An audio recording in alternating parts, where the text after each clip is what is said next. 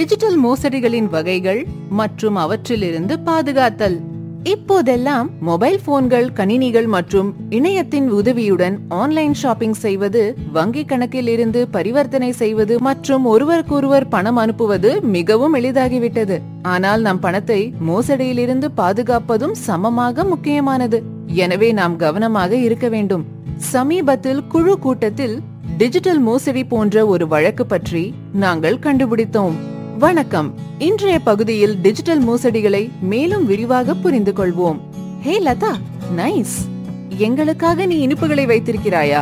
அக்கா, லதா ஆன்லைன் நிறுவனத்திடம் 50,000 பரிசு பெற்றிருக்கிறாள். ஆம் அக்கா, இனிப்பு சாப்பிடுங்கள். இன்று காலைதான் எனக்கு அழைப்பு வந்தது. ஆதார் மற்றும் வங்கி விவரங்களை தயாராக வைத்திருக்க சொன்னார்கள். மறுபடி கூப்பிட்டு எல்லா விவரங்களையும் சரிபார்த்த பிறகு எனக்கு வெகுமதி பணத்தை அனுப்புவார்கள். அட லதா, நீங்கள் அதை செய்திருக்க கூடாது. எந்த வெகுமதியும் வழங்கப்படுவதில்லை.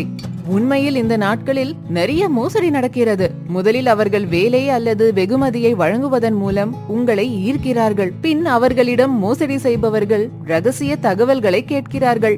அதன் உதவியுடன் அவர்கள் உங்கள் கணக்கிலிருந்து பணத்தை திருடுகிறார்கள். இது டிஜிட்டல் மோசடி என்று அழைக்கப்படுகிறது. அட கடவுளே, டிஜிட்டல் மோசடியா?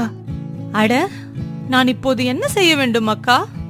உங்கள் தனிப்பட்ட தகவல்களை யாருக்கும் தெரிவிக்க கூடாது. அதாவது முழு பெயர், பான் கார்டு எண், ஆதார் எண், பெற்றோர் பெயர், பிறந்த தேதி, வங்கி கணக்கு எண், டெபிட் கார்டு பின் மற்றும் கடவுச்சொல் போன்றவற்றை. இல்லையெனில் இந்த தகவலின் உதவியுடன் மோசடி செய்வார்கள். உங்கள் வங்கி கணக்கில் இருந்து பணத்தை எடுக்கலாம். எனக்கு புரிகிறது அக்கா. வேறெந்த வழிகளில் ஆன்லைன் மோசடிகள் நடக்கலாம்? சில பொதுவான டிஜிட்டல் மோசடிகள் தொலைபேசி அழைப்புகள், SMS, வாட்ஸ்அப் அல்லது மின்னஞ்சல் செய்திகள், பரிசு அல்லது ஆன்லைனில் சம்பாதிக்கும் வேலைகளை வழங்குகின்றன. இவை பிஷிங் மோசடிகள் என்று அழைக்கப்படுகின்றன. வேலை தேடுபவர்கள் அல்லது ஆன்லைனில் சம்பாதிக்க விரும்புபவர்கள் அல்லது இணையத்தை பாதுகாப்பாக பயன்படுத்துவதை பற்றி அதிகம் அறியாதவர்கள் கூடுதல் கவனமாக இருக்க வேண்டும். அக்கா, நானும் அதே வகையான மோசடியில் குறிவைக்கப்பட்டதாக தெரிகிறது.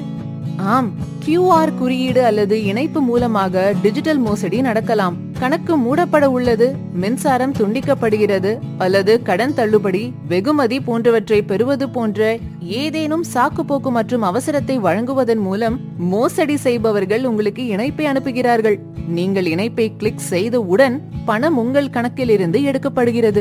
இதேபோல் மோசடி செய்பவர்களின் கடைகளில் UPI கட்டணத்திற்கான QR குறியீட்டை போலியான ஒன்றை கொண்டு மாற்றலாம். நாம் போலி QR குறியீட்டை ஸ்கேன் செய்யும் போது கணக்கிலிருந்து பணம் கழிக்கப்படுகிறது.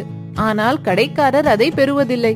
இதேபோல் தீங்கு விளைவிக்கும் பயன்பாடுகள் மூலமாகவும் மோசடி நடக்கலாம்.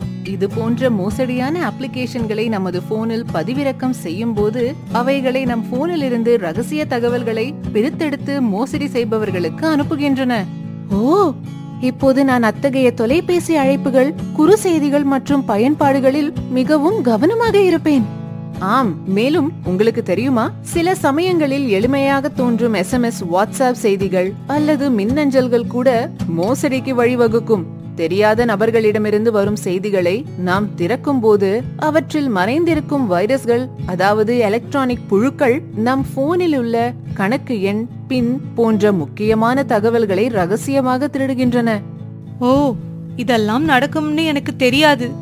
நீங்கள் என்னிடம் சொன்னது நல்லது அக்கா. ஆம், டிஜிட்டல் மோசடிகளை தவிர்க்க நாம் எப்போதும் கவனமாக இருக்க வேண்டும் மற்றும் சில விஷயங்களை மனதில் வைத்திருக்க வேண்டும். எடுத்துக்காட்டாக, உங்களது தனிப்பட்ட தகவலை நீங்கள் யாரிடமும் கூறக்கூடாது. தெரியாத நபரிடமிருந்து வரும் இணைப்பை கிளிக் செய்வதை தவிர்க்கவும். கடையில் பணம் செலுத்தும் போது QR குறியீடு சரியாக உள்ளதா என்பதை சரிபார்த்து உறுதி செய்யவும். எலக்ட்ரானிக் வைரஸ்களில் இருந்து பாதுகாக்க உங்கள் தொலைபேசி மற்றும் கணினியில் ஒரு நல்ல வைரஸ் எதிர்ப்பு மென்பொருளை நிறுவவும். உங்கள் சொந்தம் அல்லது குடும்ப உறுப்பினர்களின் பெயர்கள் அல்லது பிறந்த தேதிகள் போன்ற உங்கள் பின் அல்லது கடவுச்சொல்லை எளிதாக வைத்திருக்க வேண்டாம்.